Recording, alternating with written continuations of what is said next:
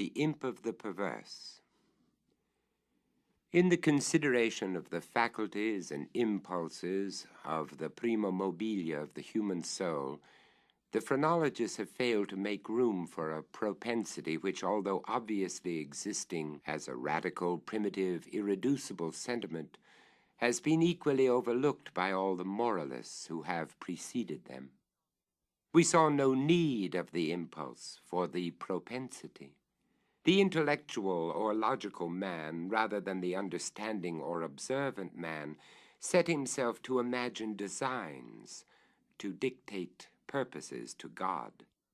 Having thus fathomed to his satisfaction the intentions of Jehovah, out of these intentions he built his innumerable systems of mind. In the matter of phrenology, for example, we first determined, naturally enough, that it was the design of the deity that man should eat, the imp of the perverse. In the consideration of the faculties and the imp of the perverse.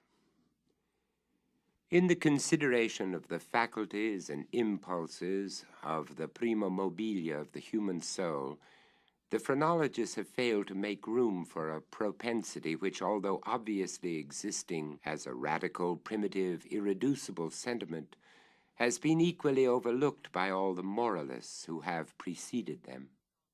We saw no need of the impulse for the propensity. The intellectual or logical man, rather than the understanding or observant man, set himself to imagine designs, to dictate purposes to God.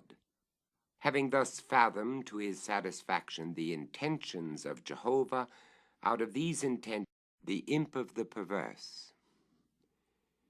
In the consideration of the faculties and impulses of the prima mobilia of the human soul, the phrenologists have failed to make room for a propensity which, although obviously existing as a radical, primitive, irreducible sentiment, has been equally overlooked by all the moralists who have preceded them. We saw no need of the impulse for the propensity. The intellectual or logical man, rather than the understanding or observant man, set himself to imagine designs, to dictate purposes to God. Having thus fathomed to his satisfaction the intentions of Jehovah, out of these intentions he built his innumerable systems of mind. In the matter of phrenology, for example, we first determined, naturally enough, that it was the design of the deity that man should eat. We then assigned to man an organ of alimentiveness, and this organ is the scourge with which the deity compels man, willy-nilly, into eating. Secondly, having settled it to be God's will that man should continue his species, we discovered an organ of amativeness forthwith. And so with combativeness, with ideality, with causality, with constructiveness. So, in short, with every organ, whether representing a propensity, a moral sentiment, or a faculty of the pure intellect. It would have been wiser, it would have been safer, to classify, if classify we must, upon the basis of what man usually or occasionally did, and was always occasionally doing, rather than upon the basis of what we took it for granted the deity intended him to do. If we cannot comprehend God in his visible works, how then in his inconceivable thoughts that call the works into being? If we cannot understand him in his objective creatures, how then in his substantive moods and phases of creation? Induction a posteriori would have brought phrenology to admit, as an innate and primitive principle of human action, a paradoxical something which we may call perverseness, for want of a more characteristic term. In the sense I intend, it is, in fact, a mobile without motive, a motive not motifiert. Through its promptings, we act without comprehensible object. Or, if this be understood as a contradiction in terms, we may so far modify the proposition as to say that through its promptings, we act for the reason that we should not. In theory, no reason can be more unreasonable, but in fact, there is none more strong. With certain minds, under certain conditions, it becomes absolutely irresistible. I am not more certain that I breathe than that the assurance of the wrong or error of any action is often the one unconquerable force that impels us, and alone impels us, to its prosecution. Nor will this overwhelming tendency to do wrong for the wrong's sake admit of analysis or resolution into ulterior elements. It is a radical, a primitive impulse, elementary. It will be said, I am aware, that when we persist in acts because we feel we should not persist in them, our conduct is but a modification of that which ordinarily springs from the combativeness of phrenology. We have a task before us which must be speedily performed. We know that it will be ruinous to make delay. The most important crisis of our life calls trumpet-tongued for immediate energy and action. We glow, we are consumed with eagerness to commence the work, with the anticipation of whose glorious result our whole souls are on fire. It shall be undertaken today, and yet we put it off until tomorrow. And why? There is no answer, except that we feel perverse, using the word with no comprehension of the principle. Tomorrow arrives, and with it a more impatient anxiety to do our duty. But with this very increase of anxiety arrives also a nameless, a positively fearful, because unfathomable craving for delay. This craving gathers strength as the moments fly. The last hour for action is at hand. We tremble with the violence of the conflict within us, of the definite with the indefinite, of the substance with the shadow. But if the contest has proceeded thus far, it is the shadow which prevails. We struggle in vain. The clock strikes and is the knell of our welfare. At the same time, it is the chanticleer note to the ghost that has so long overawed us. It flies, it disappears, we are free. The old energy returns. We will labor now. Alas, it is too late. We stand upon the brink of a precipice. We peer into the abyss. We grow sick and dizzy. Our first impulse is to shrink from the danger. Unaccountably, we remain. By slow degrees, our sickness and dizziness and horror become merged in a cloud of unnameable feeling. By gradation, still more imperceptible, this cloud assumes shape, as did the vapor from the bottle out of which rose the genius in the Arabian Nights. But out of this our cloud, upon the precipice's edge, there grows into palpability a shape far more terrible than any genius or any demon of a tale. And yet it is but a thought, although a fearful one, and one which chills the very marrow of our bones with the fierceness of the delight of its horror.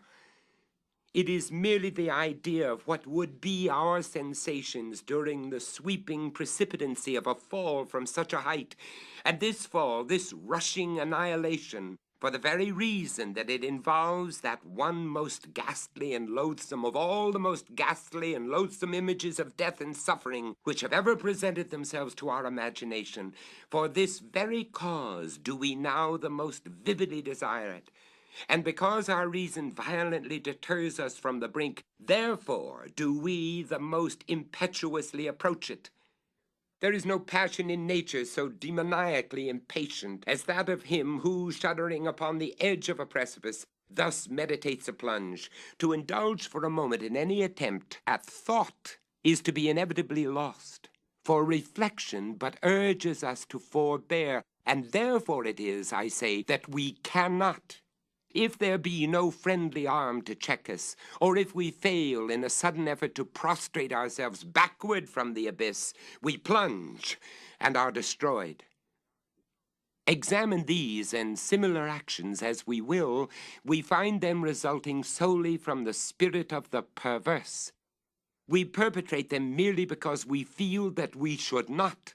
Beyond or behind this, there is no intelligible principle, and we might indeed deem this perverseness a direct instigation of the arch-fiend, were it not occasionally known to operate in furtherance of good.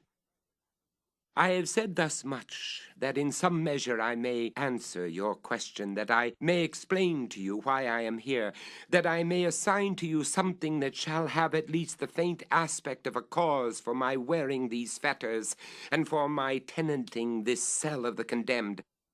Had I not been thus prolix, you might either have misunderstood me altogether, or with the rabble have fancied me mad. As it is, you will easily perceive that I am one of the many uncounted victims of the imp of the perverse. It is impossible that any deed could have been wrought with a more thorough deliberation. For weeks, for months, I pondered upon the means of the murder. I rejected 1,000 schemes because their accomplishment involved a chance of detection. At length, in reading some French memoirs, I found an account of a nearly fatal illness that occurred to a Madame Pilau through the agency of a candle accidentally poisoned. The idea struck my fancy at once.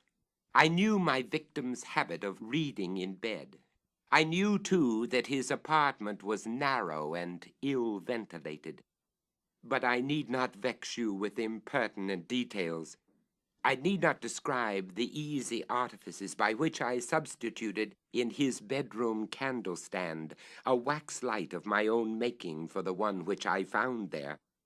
The next morning he was discovered dead in his bed, and the coroner's verdict was death by the visitation of God. Having inherited his estate, all went well with me for years. The idea of detection never once entered my brain. Of the remains of the fatal taper I had myself carefully disposed. I had left no shadow of a clue by which it would be possible to convict or even to suspect me of the crime. It is inconceivable how rich a sentiment of satisfaction arose in my bosom as I reflected upon my absolute security. For a very long period of time I was accustomed to revel in this sentiment. It afforded me more real delight than all the mere worldly advantages accruing from my sin. But there arrived at length an epoch from which the pleasurable feeling grew by scarcely perceptible gradations into a haunting and harassing thought. It harassed because it haunted. I could scarcely get rid of it for an instant. It is quite a common thing to be thus annoyed with the ringing in our ears, or rather in our memories, of the burthen of some ordinary song or some unimpressive snatches from an opera, nor will we be the less tormented if the song in itself be good or the opera air meritorious. In this manner, at last, I would perpetually catch myself pondering upon my security and repeating in a low undertone the phrase, "I am safe." One day, while sauntering along the streets, I arrested myself in the act of murmuring half aloud these customary syllables. In a fit of petulance, I remodeled them thus: I am safe, I am safe, yes, if I be not fool enough to make open confession.